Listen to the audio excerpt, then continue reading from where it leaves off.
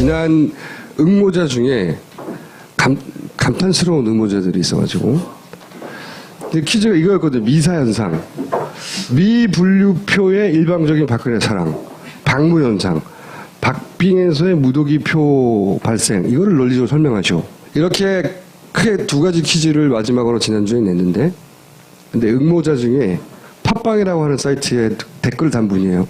이게 정답입니다. 내가 너의 표를 박근혜 표로 분류해주기 전에 너는 다만 문제표에 지나지 않았다. 아름다운 표현이에요. 이분이 누군지 모르세요, 근데. 본인의 아이디를 콜이라고만 남겨가지고.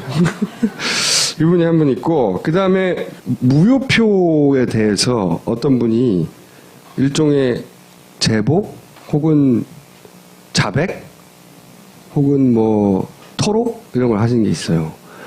보십시오. 1987년에 대통령 선거 당시 용산 6본에 있었어, 이분이.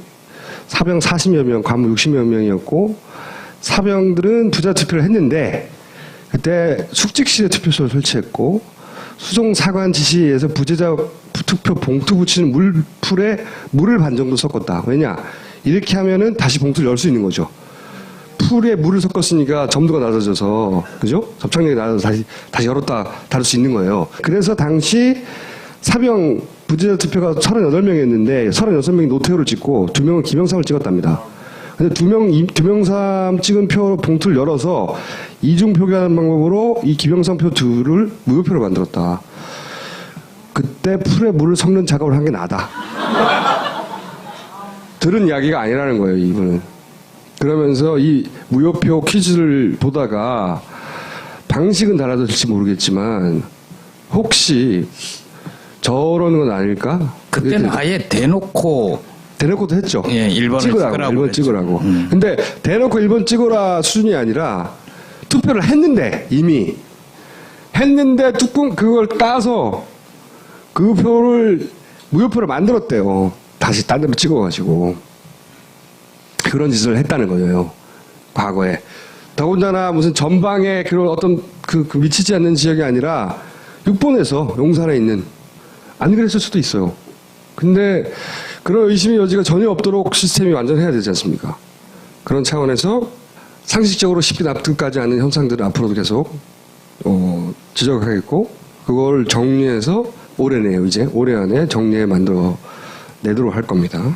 자, 퀴즈 한 번 더 냅니다. 그래서 박무와 미사 현상에 대해서 그 퀴즈의 자세한 내용은 요전 방송을 보시면 자세한 혹은 뭐 토로 이런 걸 하신 게 있어요. 보십시오. 1987년에 대통령 선거 당시 용산 6본에 있었어, 이분이. 사병 40여 명, 관무 60여 명이었고, 사병들은 부자 투표를 했는데, 그때 숙직실에 투표소를 설치했고, 수송 사관 지시에 의해서 부재자 투표 봉투 붙이는 물풀에 물을 반 정도 섞었다. 왜냐? 이렇게 하면은 다시 봉투를 열 수 있는 거죠.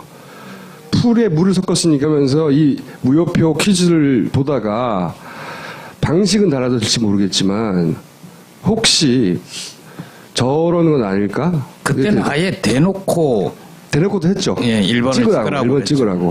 근데 대놓고 1번 찍어라 수준이 아니라 투표를 했는데 이미 했는데 뚜껑 그걸 따서 그 표를 무효표로 만들었대요. 다시 딴 데로 찍어가지고 내가 너의 표를 박근혜 표로 분류해주기 전에 너는 다만 문제표에 지나지 않았다. 아름다운 표현이에요. 이분이 누군지 모르세요, 근데. 본인의 아이디를 콜이라고만 남겨가지고.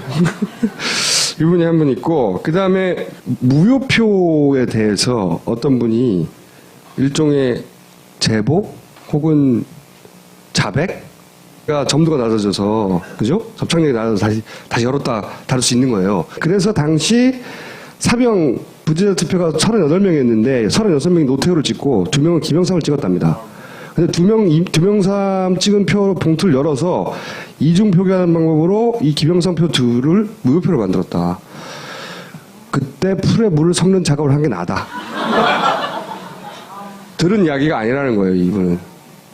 지난 응모자 중에 감탄스러운 응모자들이 있어가지고 근데 퀴즈가 이거였거든요. 미사현상, 미분류표의 일방적인 박근혜 사랑, 방무 현상, 박빙에서의 무더기표 발생, 이거를 논리적으로 설명하죠.